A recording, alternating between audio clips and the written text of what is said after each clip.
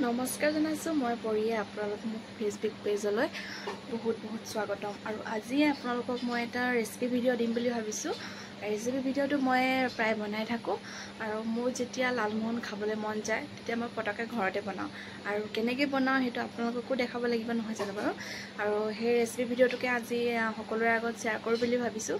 আৰু কেনেকুৱা লাগিলে ৰেচিপিটো একদম পটককৈ হৈ যাব আৰু একদম কম ইনগ্ৰিডিয়েণ্টছ লাগে। ওচৰতে পোৱা দোকান বা সহজতে পোৱা মানে বস্তুকেইটা দি আমি লালমোহন কেনেকৈ বনাব পাৰোঁ তাকে দেখাবলৈ আহিছোঁ। আহকচোন চাওঁ মোৰ ৰেচিপিটো, ভাল লাগিলে ক'ব সকলোৱে।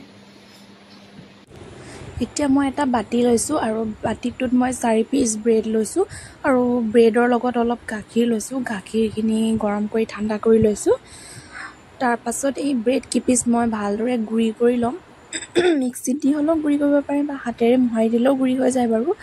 আৰু এতিয়া গাখীৰখিনি মই এই ব্ৰেডৰ এইখিনিত দি মেলি এটা আটা মুঠাৰ দৰে মঠি পিনে এটা ডো বনাই ল'ম আৰু এই ডোকেইটা মই সৰু সৰু বলছ বনাই ল'ম গোল গোল কৰি।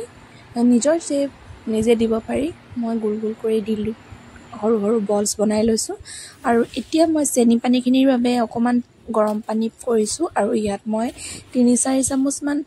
4 চামুচমান হ'ব নেকি চেনি দিলোঁ আৰু এইখিনি ভালদৰে গলি যাব, তেতিয়া ধুনীয়াদৰে মিঠা মিঠা হৈ যাব আৰু মিঠাখিনি মেল্ট হৈ যাব পানীৰ লগত। আৰু আনফালে মই এখন কেৰাহীত তেল দিলোঁ, তেলখিনিও ভালদৰে গৰম হ'ব লাগিব, তেতিয়া বস্তুটো ভালকৈ ফ্ৰাই হয়।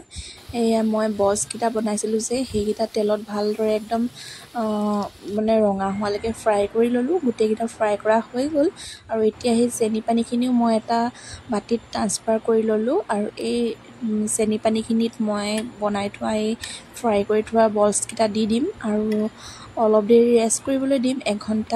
এঘণ্টামান ৰেষ্ট কৰিব দিলেও হয় বা নিদিলেও একো কথা নাই। মই দি পিনি ফ্ৰিজত থৈ দিওঁ, তেতিয়া ধুনীয়াকৈ ঠাণ্ডা হৈ যায় আৰু লগতে ধুনীয়াকৈ চেনি পানীখিনি সোমাই যায়। আৰু এনেকৈও খাব পাৰি, লগালগ দিওঁ, তথাপিও অলপ দেৰি ৰেষ্ট কৰিব দিলে ভালদৰে সোমাই যায় চেনি পানীখিনি। আৰু এয়া মোৰ লালমোহন ৰেডি হৈ গ'ল। ফ্ৰিজত থলোঁ আৰু অকণমান ফুলিও গ'ল যিহেতু চেনি পানীখিনি সোমাই গ'ল আৰু খাব পৰা হৈ গ'ল আমাৰ।